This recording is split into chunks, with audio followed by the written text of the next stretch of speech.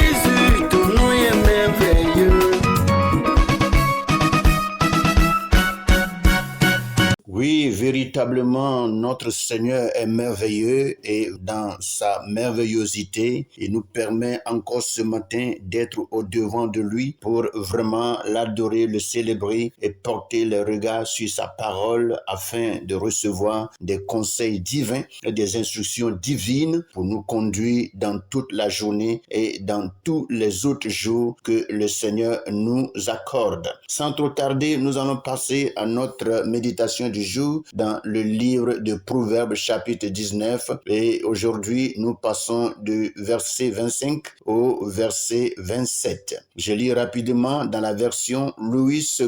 Frappe le moqueur et le sot deviendra sage. Reprends l'homme intelligent et il comprendra la science. Celui qui ruine son père et qui met en fuite sa mère est un fils qui fait honte et qui fait rougir. Cesse, mon fils, d'écouter l'instruction, si c'est pour t'éloigner des paroles de la science. Voici ce que Louis II nous dit. Nous passons rapidement dans la version français courant et nous lisons le même passage dans le français courant. Et je lis rapidement. Lorsqu'on frappe un insolent, l'imbécile peut devenir prudent. Lorsqu'un homme intelligent est critiqué, il comprend la leçon. Qui est violent avec son père et chasse sa mère est un fils indigne.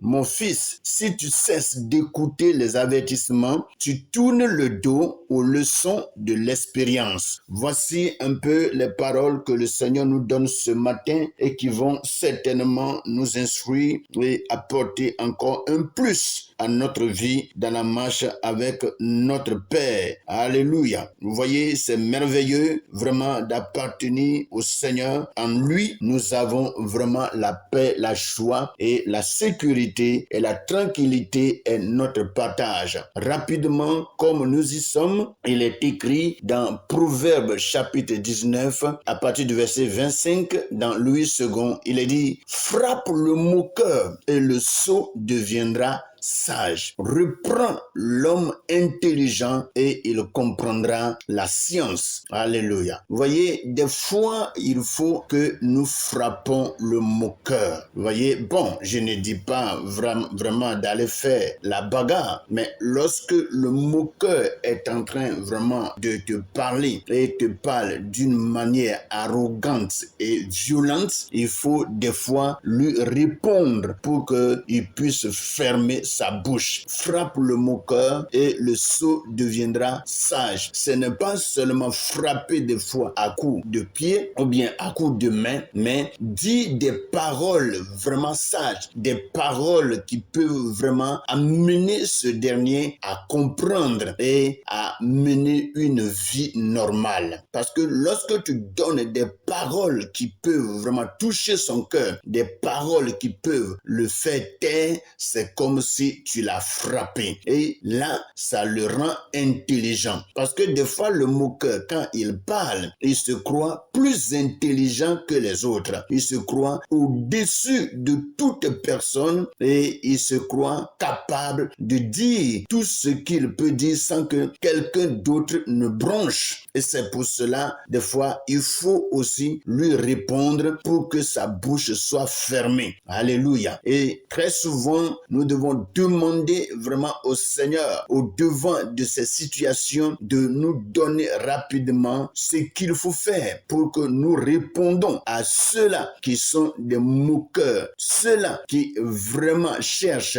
à minimiser les autres. Il faut que Dieu nous donne cette sagesse pour que nous leur répondons, pour que leur bouche soit fermée. En réalité, il n'est pas bien d'être un moqueur. Il est dit, frappe le moqueur et le sot deviendra sage. Vous savez, un moqueur et puis un sot, il n'y a pas trop de différence au milieu d'eux. Il n'y a pas trop de différence. Je parle de sot et je parle vraiment des moqueurs. Mes frères et sœurs, excusez-moi le thème de ces mots, mais ce n'est pas pour vous insulter parce que les mots qui sont vraiment dans ces passages sont très forts. Dans le français courant, il est dit ceci que je vais rapidement lire parce que le français courant nous donne un mot encore très fort, plus fort que ce que nous lisons dans Louis II.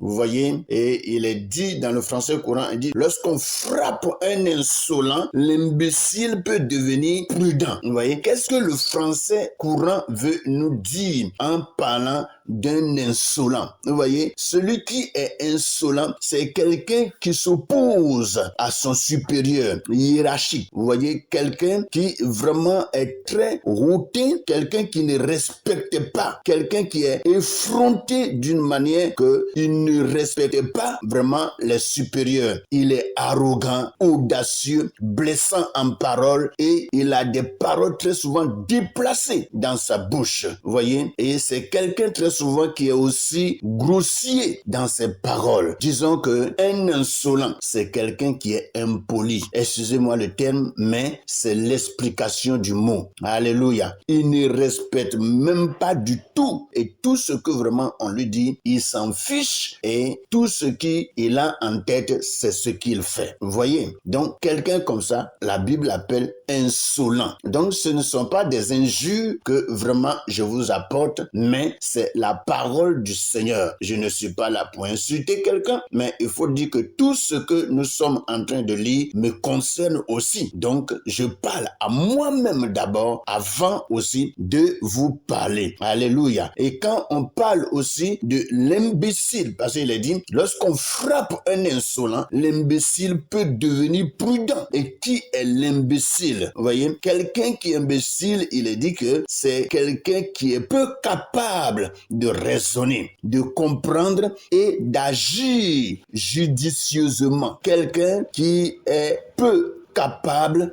de raisonner. Il ne peut pas vraiment raisonner et donner en réalité une réponse quelconque ou soit une explication claire de quelque chose. Vous voyez? Donc, il est celui-là qui est peu capable de raisonner. Vous voyez? Il est aussi incapable de comprendre. C'est-à-dire, tu vas tout expliquer, mais lui, il ne comprend pas. Vous voyez? Des gens comme ça, on les appelle des imbéciles. Ce ne sont pas des injures, je vous en supplie. Il est dit, c'est quelqu'un qui ne peut pas comprendre et agir judicieusement. C'est celui dont l'intelligence est inférieure à la normale. Celui dont l'intelligence est inférieure à la normale. Et c'est ce que le français appelle des fois un crétin. Vous voyez, donc voici un peu ce que ce mot imbécile veut dire. Vous voyez, lorsqu'on frappe un insolent, l'imbécile peut devenir prudent. C'est-à-dire, quand tu frappes un insolent, quelqu'un qui se pose